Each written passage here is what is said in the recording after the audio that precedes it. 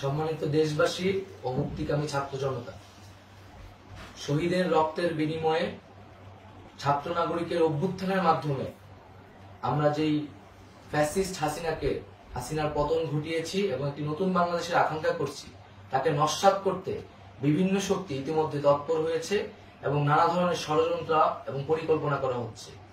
আমরা মুক্তিকামী ছাত্র জনতার পক্ষ থেকে স্পষ্টভাবে বলতে চাচ্ছি যে এই বাংলাদেশকে ফ্যাসিবাদী রেজিম থেকে মুক্ত করার জন্য এবং একটি নতুন বাংলাদেশ, জনগণের বাংলাদেশ প্রতিষ্ঠার জন্য সকল ধরনের ষড়যন্ত্রকে নস্যাৎ করার জন্য, প্রতিহত করার জন্য বাংলাদেশের ছাত্র জনতা কিন্তু সদা প্রস্তুত রয়েছে।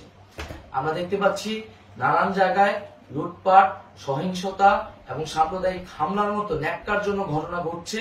আমরা এর তীব্র নিন্দা জানাচ্ছি এবং আমরা মুক্তিকামী ছাত্র জনতার প্রতি আহ্বান জানাচ্ছি যে এই ধরনের ঘটনাকে প্রতিহত করার জন্য আমাদেরকে প্রস্তুত থাকতে হবে, আমাদেরকে দায়িত্ব নিতে হবে।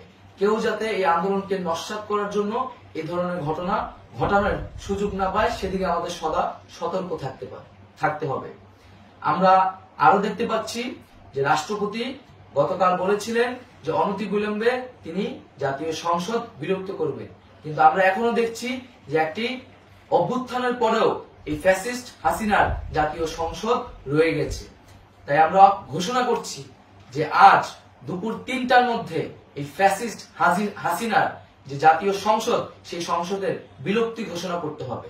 যদি আজ বিকাল ৩টার মধ্যে এই জাতীয় সংসদের বিলুপ্তির ঘোষণা না আসে, তবে আমরা কঠোর কর্মসূচি দিতে বাধ্য থাকব।